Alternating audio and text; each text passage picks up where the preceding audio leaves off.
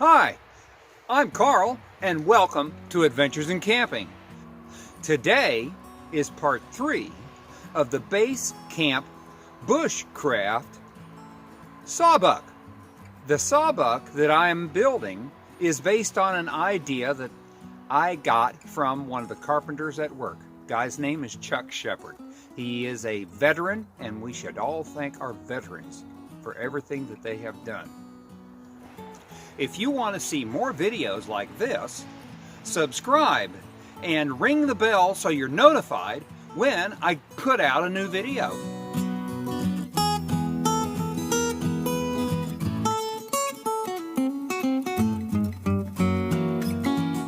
So now we have these two poles that are going to cross each other on this. So I still have to make the joints like I did on here on these. I'm going to make the end joints and then I'll determine where the middle joints need to be. Hang on, I'll be right back. Now you see what I've done here. I have crossed these two poles between them. There's there's kind of a lot more to do.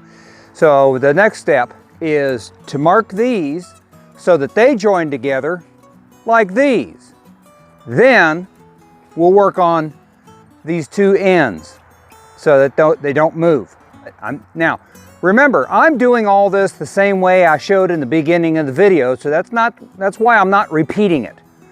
You've seen it once, you can rewind, so I'm just showing you how I'm assembling it now. Stick with me and we'll get right back to it. Okay, so there we have it.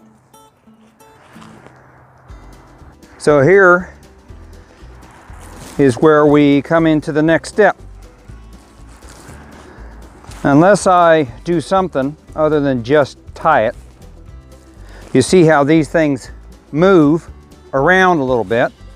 Well, we can't have that. So I'm going to line things up where I want them. Then I'm going to put some little notches right in here.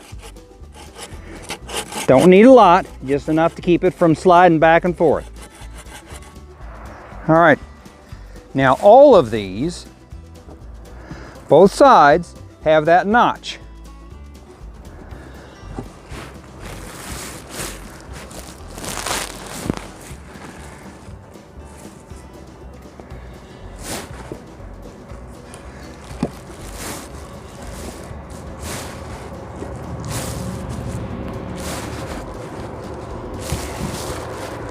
As you can see, even without lashing the things together, yeah, it moves, but it stands pretty well. Once I've lashed it together, it's going to be very sturdy. This is my Build-A-Better sawbuck.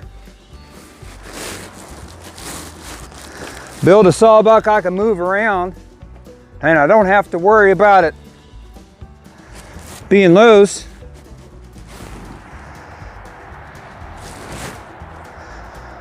I think that's pretty good. How about you, huh?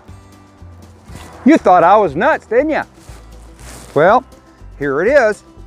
Now, I built it this strong for a reason, because I'm not going to use it only as a sawbuck. I'll show you why in a minute. Stick with me. While I'm thinking about it, I used diagonal lashing and square lashing. So if you want to revisit how to do square lashing or diagonal lashing, just look in my videos, and I have a video list of all of the lashings. Okay?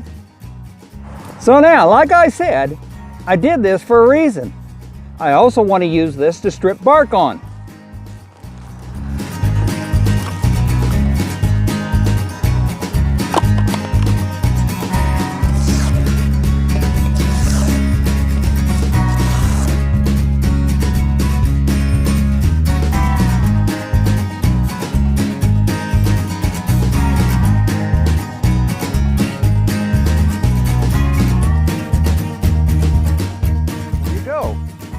I have one more video to make, and that's the single freestanding stand.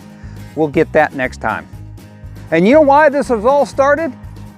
because I needed something to strip bark and to cut poles for my shelter. And I decided one thing leads to another. Well, let's see, might as well show you lashing. So I've showed you lashing. Might as well show you joining with a saw and a knife. I showed you joining with a saw and a knife. More lashing, more joining. But there it is. I think it's awesome. Look at one of those other videos that I'm going to put up for you that will show you where I began on this, and subscribe. Let's have some adventures in camping. And remember, be ready or be a victim to natural selection.